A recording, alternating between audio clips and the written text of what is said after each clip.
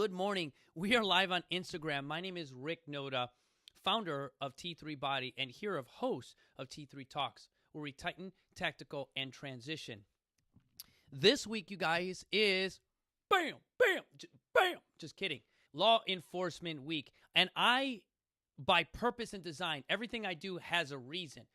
The reason I do the BAM in this is to absolutely create a shock factor of the complete opposite of what Law Enforcement Week is going to be talking about, all right? I reached out to one of my long-term Marine friends and, like I would call my brother, Moses Avila. And you'll see from the picture behind me, he's now a lieutenant, a white shirt at the Joliet Police Department.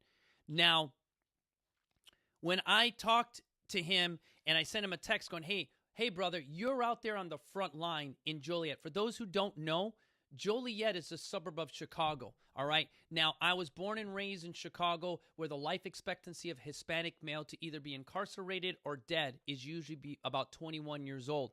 By the age of 12, most guys in Chicago have either been stabbed or shot. And I'm talking male and female.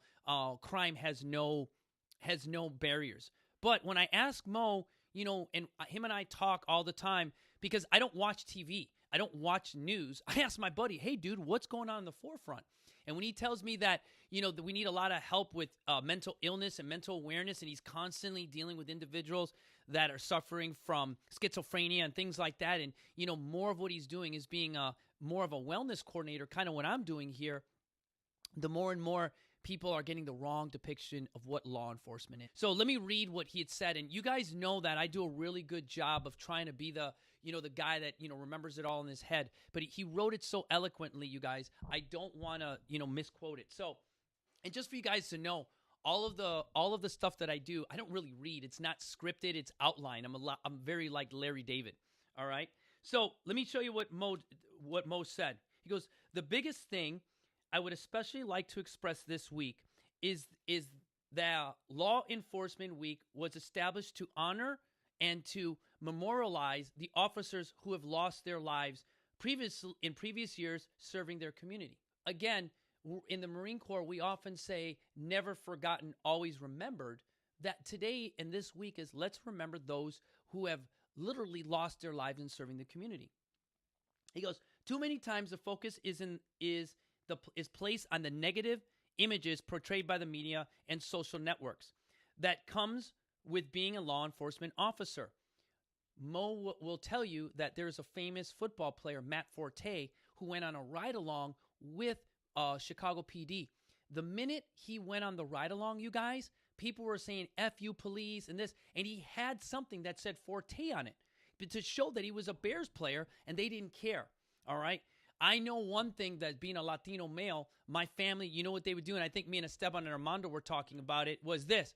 Don't eat your vegetables, or if you don't do what up, I'm going to call the police to come get you. Really? Probably not the best thing to do, all right? Especially, you know, as we're thinking about law enforcement, and if looking at as a law enforcement officer as a sense of someone to help you. But there are many more positive stories and actions performed by officers that outlay the bad. There are everyday people, police officers are everyday people who are husband, wives, brothers, sisters, sons, and daughters, who are honorable people and truly serve the community to help the community every day. Humanizing and honoring the sacrifice that these officers and these families have made in what National Law Enforcement Memorial Week is all about. He says, get some. Now, that's incredible for a guy who is on the front lines. Now, is he making celebrity money? Is he Tom Cruise making $1 million per episode? He's paid amicably. He's paid well, but he's also putting his neck out there on the line. Now, here's what I want you guys to do. I looked up from The Interceptor, all right, highlighting on what Moses talked about, all right? Those of you guys know Chicago is a very dangerous city, and you often see now on NBC, Chicago PD, Chicago Fire, Chicago MD, and there's a lot of that, which I think is good because, again, it's an urban environment. But here's a headliner from The Interceptor on a study that they did and ending in 2016 that covered from 2004 to 2016. Its location is in The Intercept. We're going to put the link on the bottom here. The headline here, you guys, and you're not going to be able to see it, but I'll just read it. 130 Chicago officers account for 29% of police shootings. So let's say that again. 130 Chicago officers account for 29% of the police shootings. Now, let me ask you a question, Esteban. If you got a 29 on the test, did you pass that test? Not even close. You failed that test. All right? So in the standards that you look at that going, okay, there goes that word. A few bad apples spoil the bunch, correct? So let's dig into it deeper. As you read the article, one nice thing that one of the officers notes is that he notes that if you've been within the police force of the Chicago PD and you have fired your weapon more than twice, pop, pop, in the line of duty, you're already considered an outliner. So let me say that again.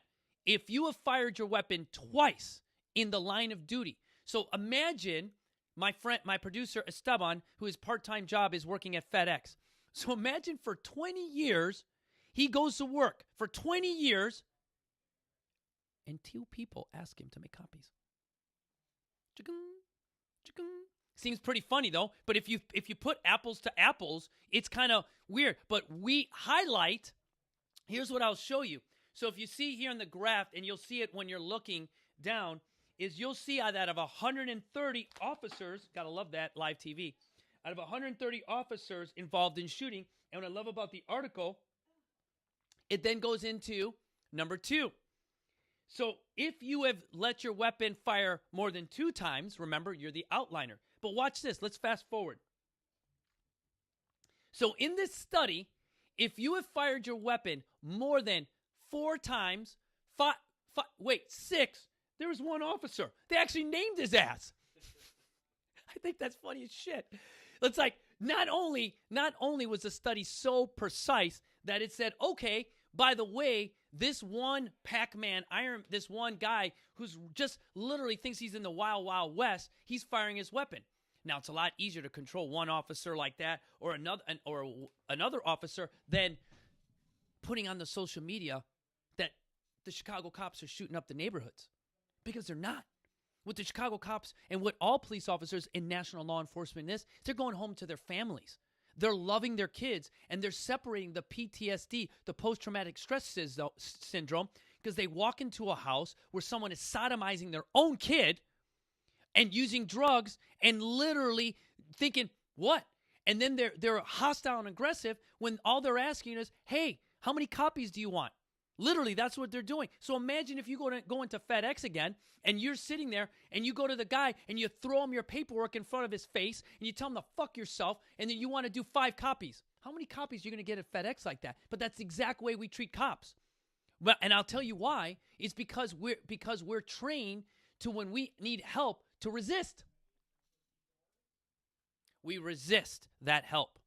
So what I would like for you guys to think of is this. And I want you to think, and I'm going to put Mo's picture up here for a quick second.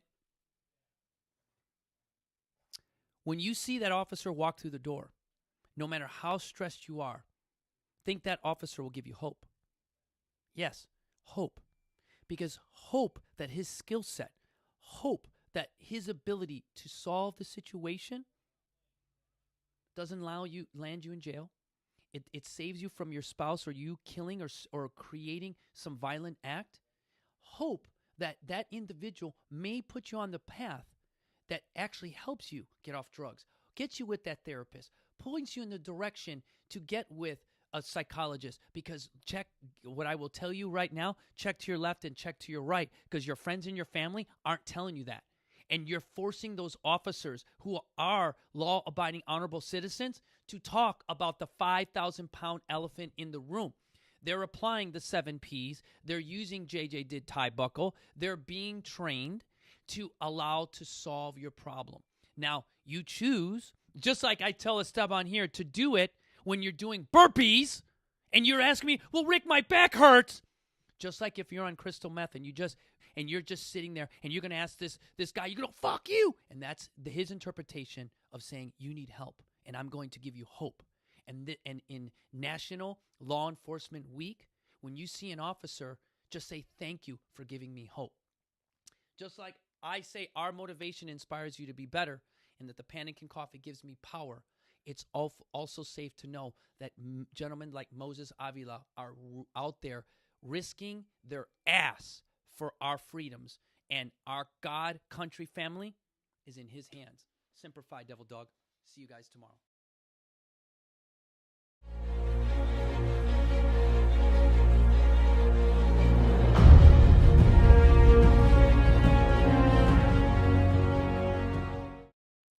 Thanks for checking out our videos. If you want to go ahead and subscribe, go ahead and hit that button right below. Or if you want to check out the latest video right here over my shoulder, go ahead and click that link. If you want to check us out on our social networks, we're at T3 Body Encinitas. That's T3 Body Encinitas.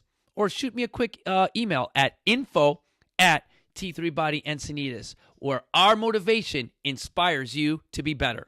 See you guys soon.